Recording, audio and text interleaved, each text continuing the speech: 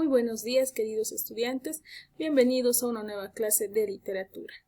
En esta ocasión nos vamos a dirigir a la página 144 para hablar sobre el tema de la coma. Esto parte de la unidad número 7. Estamos finalizando ya el avance de todo el año, así que te invito a que puedas tomar apuntes y resaltando las partes más importantes que tú encuentres dentro de este tema. Vamos a iniciar como siempre conceptualizando. La coma es un signo de puntuación que nos va a ayudar a marcar una pausa dentro del texto que estamos leyendo o escribiendo.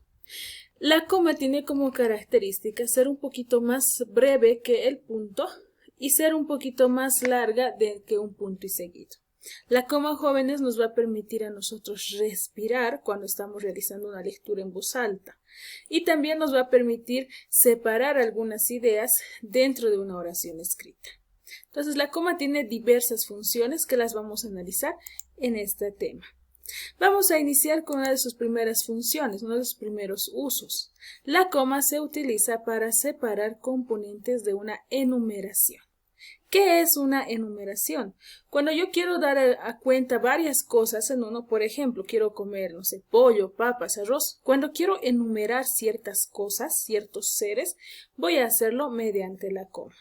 Por ejemplo, faltaría que traigan platos, cubiertos, gaseosa y vino.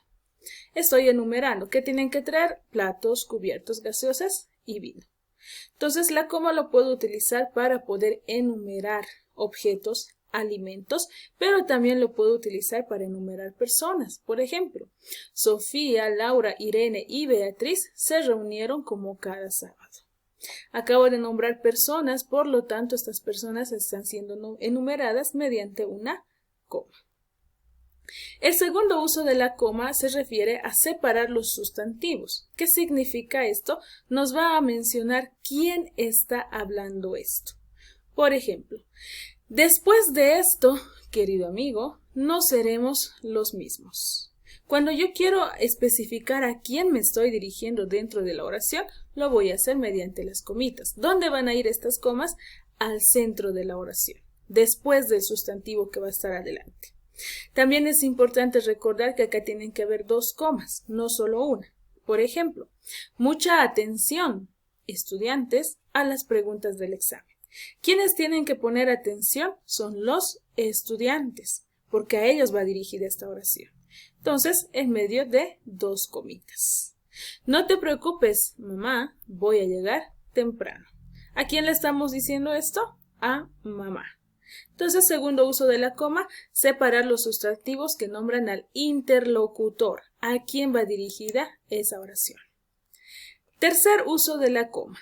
La coma nos ayuda a separar incisos explicativos, comentarios o aclaraciones. Se debe colocar al inicio y al final de la aclaración. En el uso número 2 teníamos una persona, un interlocutor, a quien estaba dirigido. En el uso número 3 vamos a tener una explicación de quién es ese sujeto. Se debe utilizar de la misma manera dos comas. La diferencia entre uno y el otro es que en este explicativo es más largo lo que está dentro de las comas. Por ejemplo, Juan, el director del colegio, llega muy temprano a la institución. Entonces, fíjate, Juan, el director. Juan no es cualquier persona, no es un estudiante, no es un maestro, es el director del colegio. Esto de acá es una aclaración y cuando yo quiero aclarar algo dentro de mi texto lo voy a hacer mediante comitas. Ese barrio, según mi vecina, es muy peligroso. ¿Quién está diciendo que es peligroso ese barrio? No es cualquier persona, sino la vecina. Entonces, el uso número 3 nos habla de incluir explicaciones dentro de la oración. Número 4. Se debe utilizar detrás de adverbios o locuciones adverbiales. Por ejemplo, por tanto, por consiguiente, así pues bien, por último, además. Este uso nos dice lo siguiente. Debo poner coma siempre que yo escriba estas palabras. ¿Dónde la tengo que poner? Detrás de lo que estoy hablando. Tiene que ir primero un punto y coma y después tiene que ir una coma. Por ejemplo, nada te impide comenzar. Así pues, comienza de una vez. Tengo acá la locución adverbial así pues. Después de esta locución tiene que venir una comita y antes un punto y coma. Tienes muchas actividades que hacer, por tanto, no puedes salir. Tengo la locución adverbial por tanto, tengo la comita al final y un punto y coma al inicio. Este uso nos dice que la coma debe ir siempre después de estas palabras. Pasamos al siguiente, uso número 5. La comita también se da a utilizar antes de las conjunciones que unen las partes de una oración compuesta. ¿A qué se le llama una oración compuesta? Cuando yo tengo dos oraciones simples, dos sujetos, dos predicados, dos verbos, voy a hablar de una oración compuesta. Por lo tanto, para unir dos oraciones simples, lo puedo hacer también mediante una comita. Por ejemplo, no existe ninguna solución posible a menos que el fabricante lo vuelva a vender. Ahí tenemos nuestra primera oración, no existe ninguna solución posible. Segunda oración, a menos que el fabricante lo vuelva a vender, unidas por una comita. Dos oraciones simples unidas. Uso número 6. La coma también se utiliza para sustituir un verbo que ya apareció antes y que se sobreentiende. A esto también se le llama la famosa elipsis. ¿Qué nos decía la elipsis? Para evitar repetir el verbo a cada rato, yo puedo reemplazarlo por una comita. Por ejemplo, decidí comprar un pantalón. Ella, una falda.